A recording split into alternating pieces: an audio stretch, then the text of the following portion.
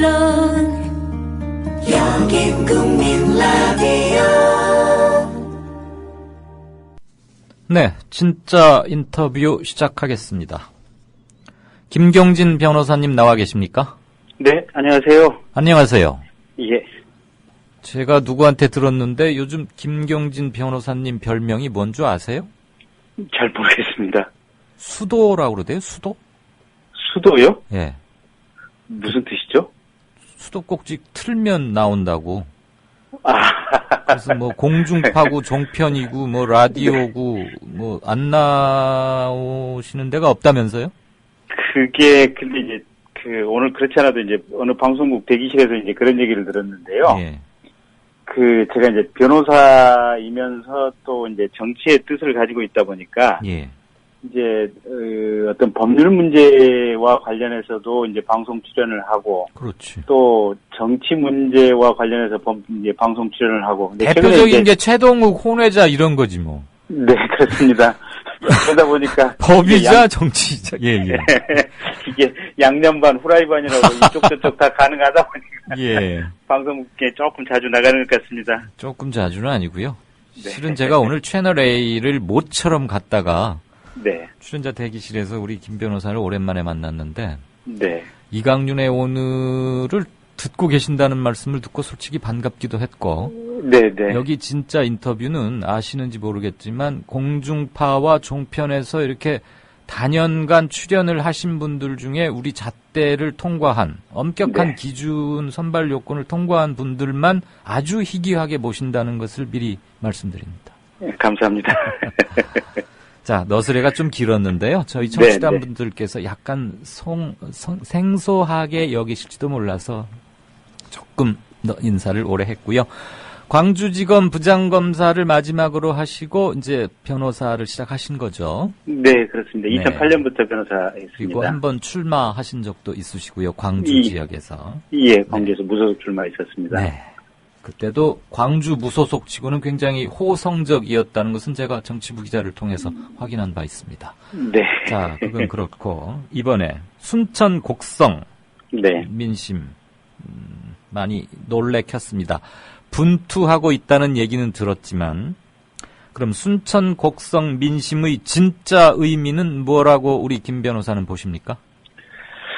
그러니까 이제 두 가지 측면에서 볼 수 있는 것 같아요. 그러니까 우선 이제 지역 구도가 깨졌다. 네.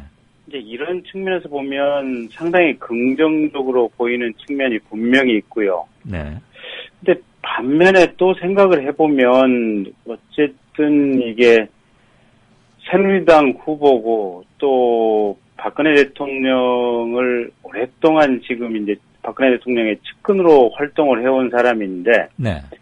사실은 이제 이분이 뭐 지난번 대선 과정에서 어떤 대통령 공보위원으로서 말한 내용이라든지 이런 것들을 보면 과연 이게 국회의원 자질로서 적합할까? 특히 네. 이제 진보 쪽의 어떤 세력이 우세한 호남 쪽 관점에서 본다면 이게 과연 정말로 이게 당선될 만한 후보인가라는 생각을 할 수 있는데 어쨌든 그 지역 주민들이 이제 그런 선택을 했단 말이에요. 네.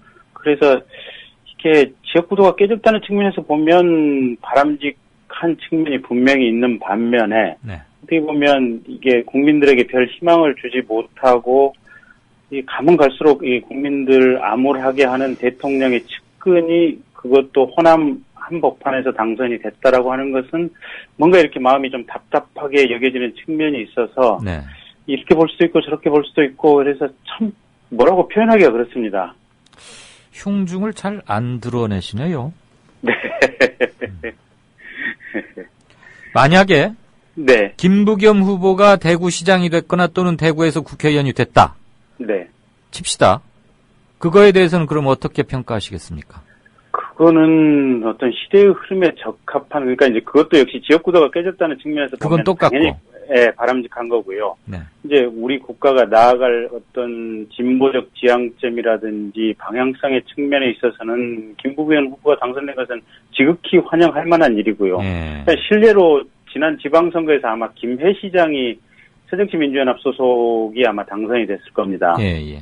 그래서 그런 것들은 이제 바람직한데 이정현 후보가 그러면 국회의원으로서 이게 어떤 국가와 민족을 위해서 바람직한 방향으로 어떤 국민의 대변인으로 활동을 할 수 있을 것인지. 알겠습니다. 실제로 지난번에 박근혜 대통령이 그 뭐 대선 공약 굉장히 많이 했지 않습니까? 예.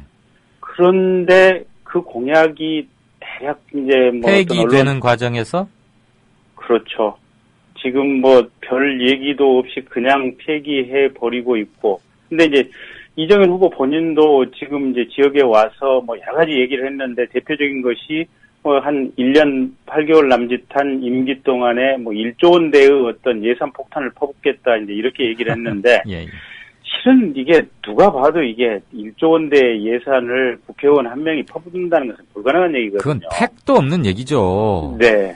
근데 그런 얘기를 아주 자연스럽고 그냥 당연스레하고 그게 지역에서 통했다. 이렇게 보면 어떻게 보면 이게 참 뭐랄까 정치의 후진성이랄까 이런 것들이 느껴져서 참 답답합니다. 그 공약이 먹혔다고 보십니까? 그러니까 지역 주민들은 이렇게 생각을 했겠죠. 그러니까 최소한 1조 원이, 그러니까 1조 원이 다 들어온다 이렇게 생각은 안 했겠지만, 네. 1조 원을 공약했다면, 뭐 그래도 한 1, 2천억이라도 뭐 추가로 더 유입될 예산은 있지 않겠느냐, 뭐 이 정도 기대를 하지 않았나 싶습니다. 1, 2천억 때문에 순천 곡성이 새누리를 택했을까 하는 생각도 좀 들긴 합니다. 근데 이제 이게 지역이 이제 조금 독특한 지역인데요. 네. 이제 이번 19대 국회의원 선거 때 지금 그때 당시에 이제 민주당으로 그 전에 시장을 했던 노관규 네. 씨가 지금 출마를 했었고, 그 다음에 통합진보당으로 김선동 의원이 그대로 출마를 했었지 않습니까? 그랬죠. 근데 그 지역은 어쨌든 뭐 깃발만 꽂으면 민주당이다 이랬는데. 아니었죠, 최근에. 예, 그래서 노관규 후보가 탈락하고 김선동 후보가 당선이 됐었거든요. 예, 예. 근데 이제 그 지역이 노관규 전 시장과 또 이번에 지금 탈락한 서가번 후보 사이에 굉장한 알력이 있습니다. 예. 둘이 뭐 유명한 라이벌이라며요, 순천에서. 네, 네, 그렇습니다. 심지어는 그게 노관규 씨가 시장 당시에 어떤 지시를 하면 예. 서가번 의원이 이제 외부에서 국회의원을 하고 있었는데 시청 고위 간부들에게 전화를 해서 시장 뜻대로 이렇게 뭘 집행을 하면 당신 나랑 관계가 안 좋을 줄 알아라, 뭐, 이런 식의 얘기를 했다는 전언도 있어요. 아, 그래요? 예, 그래서 이 두 사람 사이 알력이 워낙 심하다 보니까, 이게 시청 공무원은 물론이고, 지역 주민들도 피로도가 굉장히 극심했다. 그런데 이제 이번 이정현 후보가 당선되는 과정에서, 결국은 지금 이 새정치민주연합 당내 당내 경선 과정에서 노광규와 서가번 후보 이제 둘이 붙었지 않습니까? 예, 예. 근데 노광규가 졌죠. 졌는데, 그 노광규를 지지하던 일부 표심이 결국은 그냥 거꾸로 보면은 그냥 이게 다 같은 당 소속 이 서가번 후보에게 가지 않고 이정현한테 갔을 가능성도 배제할 수는 없다. 그런 얘기 많이 들었어요.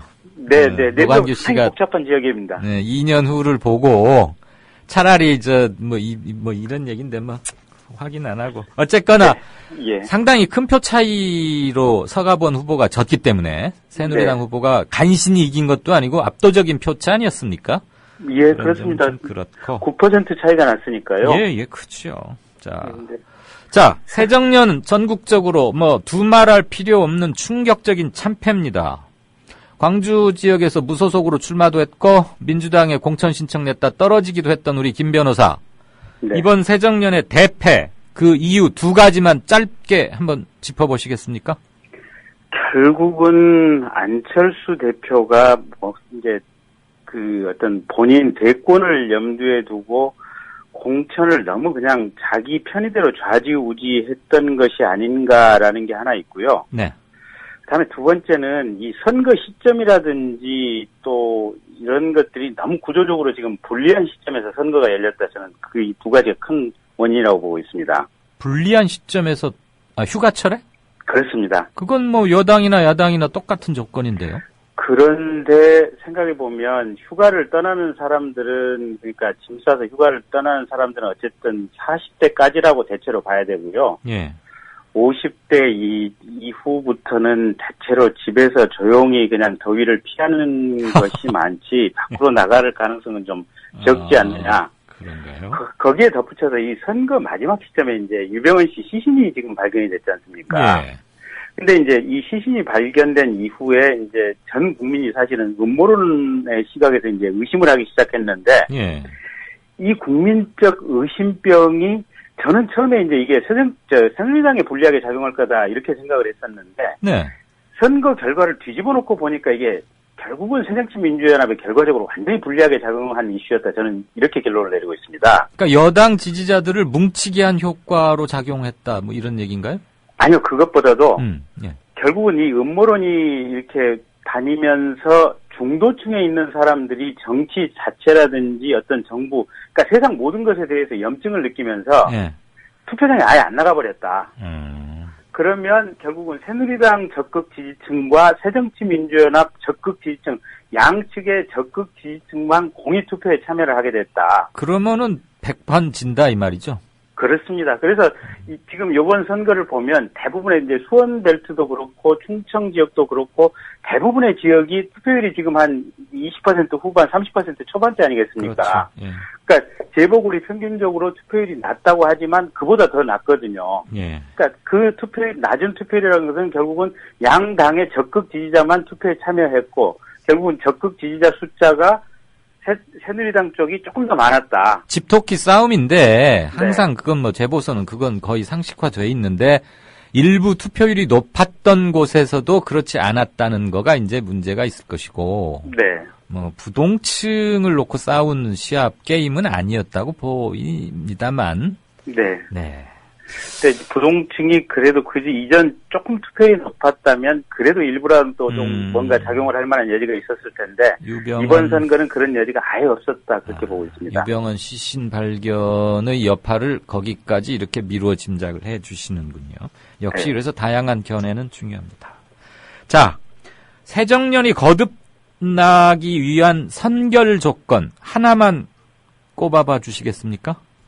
결국은 이제 공천 룰을 얼마만큼 객관적이고 합리적으로 어떤 명문화하느냐 이게 관건인 것 같습니다. 네. 그러니까 매번 선거 때 보면 선거 때마다 새정치민주연합이 패배를 하는 것은 공천 실패 때문에 패배를 하는 거거든요. 네. 그러니까 2012년 선거 때도 한명숙 대표 체제 때도 사실은 분위기는 굉장히 좋았고 거의 이길 것이다라고 얘기했는데 그때도 국회의원 선거 표 까놓고 보니까 대체로 미세하게 진 것들이 많았고 이제 전반적인 당시에도 분석이 결국은 공천 실패 때문에 그렇게 했다라는 얘기가 많았고요. 네. 지금 이번 선거도 그러는데 사실은 공천이 매번 선거 때마다 이 지도부 성향에 따라서 자신들의 어떤 사람을 챙기기 위해서 주먹구구식으로 지금 진행이 되고 있거든요. 예. 그래서 이게 결국은 정치에 뜻이 있고 관심이 있는 사람들을 축으로 해서 이 사람들을 매개로 해서 어떤 정당에 대한 현실적인 지지가 이루어지는 상황인데 예. 이 정치 지망생들이 도저히 어떤 이렇게 납득할 수 없는 공천이 행해지다 보면 당에 대한 지지도랄까 이런 것들이 대폭 현저하게 떨어질 수밖에 없다. 네. 결국 이제 이번에 봤던 게 지금 그 동작을에 지금 허동준 후보와 지금 기동민 씨 간에 초기에 모여졌던 모습들이 있지 않습니까? 예. 그래서 이게 결국 공천룰을 명확하게 만들어 놓으면 그런 문제들이 해소가 될 것이고 그렇다고 한다면 당 내에서 안정적인 어떤 경쟁 시스템이 도입이 돼서 네. 당의 안정화가 이루어지고 당이 이렇게 잘 굴러갈 수 있는 토대가 될 것이다. 저는 그렇게 보고 있습니다. 알겠습니다. 참고로 어느 청취자분께서 우리 김 변호사님의 말씀을 듣고 순천은 투표율이 항상 50%가 넘는 곳이다. 이번에도 다른 곳은 포기하고 투표 안 할지 몰라도 순천은 이번에도 50% 넘겼다. 꼭 어르신들만의 표심은 아니다라는 견해도 주셨습니다. 다 같이 참고하기로 하고요. 네.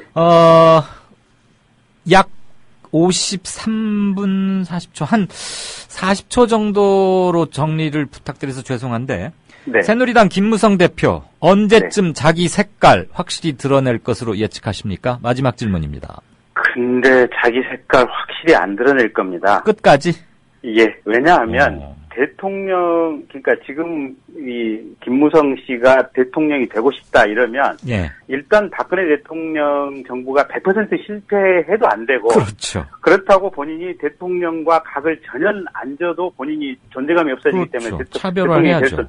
예, 그래서 박근혜 대통령의 성공 내지는 어느 정도 잘 굴러가는 모습을 비추도록 하되 자기 존재감을 드러낼 수 있을 정도. 그러니까 대략 한 30-40% 정도 범위 내에서 자기가 뭔가 이 청와대와 각을 지고 모습을 드러내는 형태를 보일 것이다. 예. 그렇다고 본다면 끝까지 국민들이 기대했던 것만큼 청와대 아주 강하게 부딪혀가는 이런 모습은 없을 것이다. 저는 그렇게 보고 있습니다. 그러니까 처세의 달인이 되겠다 이 말이네요. 네. 예. 요즘 뭐 아무 채널이나 틀면 나오신다는 김경진 변호사 말씀 간명하게 잘 들었습니다. 고맙습니다. 감사합니다. 네, 지금까지 김경진 변호사와 어제 선거에 대해서 얘기 좀 나눠봤습니다. 국민 라디오 지지하는 4가지 방법 아시나요? 다운로드하기, 별점 주기, 댓글 달기, 구독하기. 국민 라디오를 보다 많은 이들에게 전할 수 있는 가장 손쉬운 방법. 다운로드하기, 별점 주기, 댓글 달기, 구독하기. 잊지 마세요. 다운로드하기, 별점 주기, 댓글 달기, 구독하기.